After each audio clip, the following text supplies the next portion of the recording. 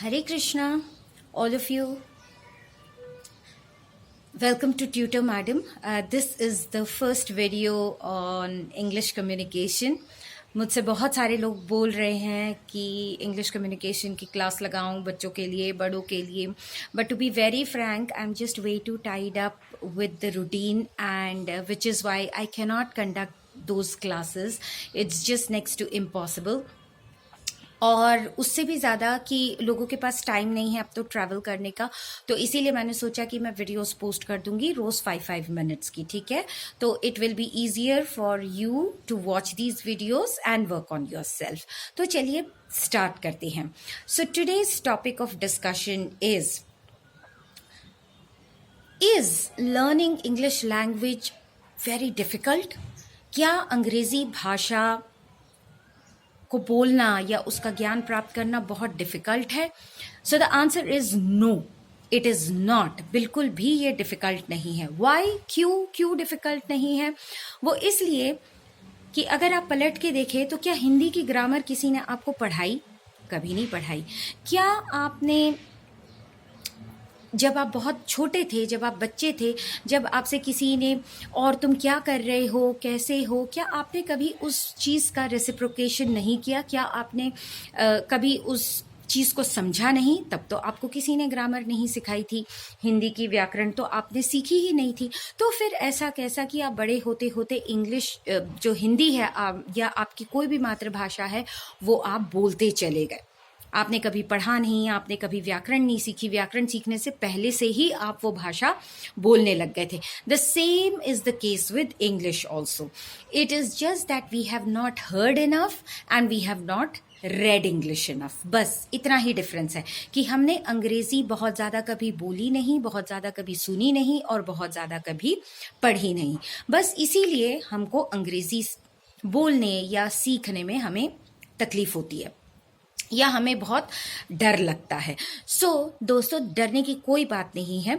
तो हम आज सीखेंगे कि पहली चीज़ तो हम क्या स्टेप्स लें. तो किसी भी भाषा में 4 स्किल्स होती है: reading, writing, listening and speaking. कितनी स्टेप्स होती हैं, कितनी स्किल्स होती है? Reading, writing, listening and speaking. इसमें से reading, writing, listening and speaking में से सबसे जो इम्पॉर्टेंट स्किल है वो होती है लिसनिंग, द थर्ड वन.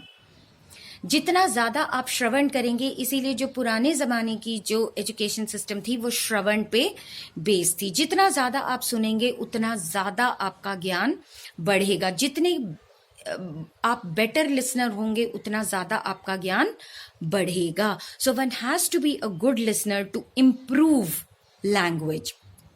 उसके बाद आती है रीडिंग. जितना ज़्यादा आप पठन करेंगे, जितना ज़्यादा आप रीड करेंगे, the more you read the better will be your vocabulary, the better will be your language. And then comes speaking. Once you are good at listening, once you become good at reading, automatically the words will come to your mind. क्योंकि दिमाग जो है अपने उसमें space में vocabulary बिठा देता है, शब्द बिठा लेता है और वो शब्द अपने आप आपके मुंह से निकलेंगे. ठीक है. So these are the 2 things that you have to do: listening and reading, and then you will be able to speak.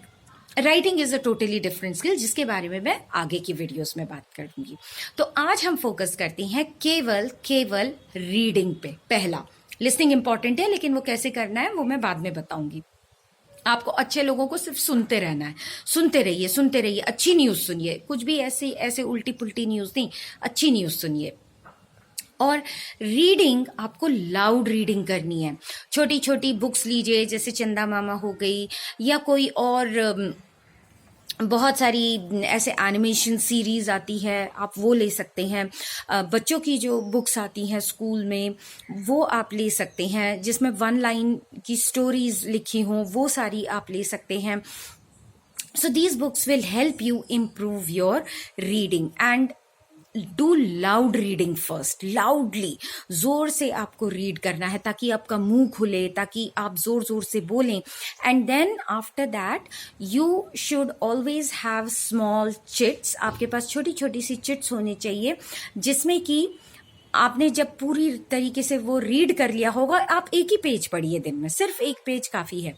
और उस एक पेज में अगर आपके पास आपके आप आए होंगे करीब 5 या 6 वर्ड्स जो डिफ़िकल्ट वर्ड्स हैं, उनको आप नोट करिए उन चिट्स में, उनका आप मीनिंग्स लिखिए उनके, and then you keep it in your purse और in your pocket whenever you are traveling, while you are sitting idle, you can just see those chits and learn those words and see how you can use those words. So this is the first step. So daily I will be posting such short videos, and let's see how you progress, and do comment in the comment section.